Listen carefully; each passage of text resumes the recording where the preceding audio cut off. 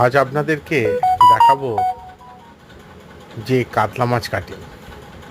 আমাদের পাড়ার লালটুদা এখানে আজ প্রায় 30 বছর ধরে ব্যবসা করছেন এবং আমরা চোখ বন্ধ করে ওনার কাছ থেকে মাছ নিই। তো আজকে অনেক দিন পর ভাবলাম যে আজকে একটুখানি কাতলা মাছ কাটার ভিডিও আপনার, তাই ভিডিওটি করলাম।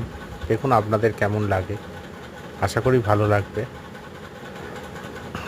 আপনারা কমেন্ট করবেন।